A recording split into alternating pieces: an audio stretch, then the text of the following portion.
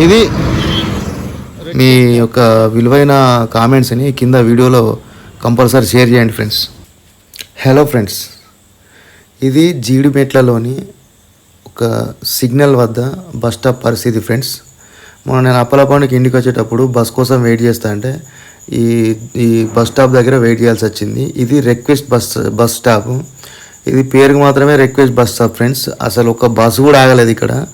Bus ఎక్కడానికి నేను Hyderabad to Jeedimetla నుంచి కామారెడ్డి రూట్లో మినిమం గంటన్నర సేపు వెయిట్ చేయాల్సి వచ్చింది. అసలు ఇక్కడ బస్సు ఆగే పరిస్థితే లేదు ఫ్రెండ్స్. ఇక్కడ నుంచి ముందుకు మినిమం ఒక 200-300 మీటర్స్ ముందుకు జీడిమెట్ల సిగ్నల్ ఉంటుంది. ఆ సిగ్నల్ దగ్గరికి వెళ్ళి బస్సు ఎక్కాల్సి వచ్చిన పరిస్థితి ఫ్రెండ్స్. ఇప్పుడు ఇక్కడ ఉన్న బస్ స్టాప్ మీరు చూసారు కదా ఇంతకుముందు ఫస్ట్ వీడియోలో, అదైతే ప్రస్తుత bus stop request bus stop పరిస్థితి ఫ్రెండ్స్. ఆ బస్ స్టాప్ వల్ల అసలు ఒక్కరికి కూడా ఉపయోగం లేదు. ఒక్క బస్సు కూడా ఆగట్లేదు అక్కడ. ప్రస్తుత పరిస్థితి చూస్తున్నట్టయితే ఆ హైవే రోడ్ మీద అట్లాంటి బస్ స్టాప్ ఉండాల్సిన పరిస్థితి అయితే దయనీయంగా ఉంది ఫ్రెండ్స్. మీరు ఒకసారి చూడండి. ఈ వీడియో చూసిన ప్రతి ఒక్కరు లైక్ చేయండి, షేర్ చేయండి, సబ్స్క్రైబ్ చేయండి, కంపల్సరీగా కామెంట్ చేయండి ఫ్రెండ్స్.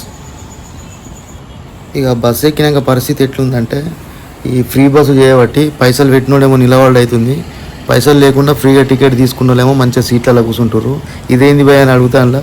ఆ లేడీస్ ఏంటంటే మాకు రిజర్వేషన్ అని చెప్పేసి ఉల్టా అయిపోయే పరిస్థితి ఉన్నది. ఈ పథకం కూడా అంత పెద్ద సాటిస్ఫాక్షన్ అనిపించట్లేదు. నా ప్రకారం అయితే నేను ఏమంటున్నా అంటే, ఫ్రీ బస్సులు పెట్టే వాళ్ళకు సపరేట్ బస్సులు వేసేయండి. డైరెక్ట్ ఎవరైతే పైసలు ఇస్తాడో వాళ్ళకు కంపల్సరీగా వేరే బస్సు వేయండి.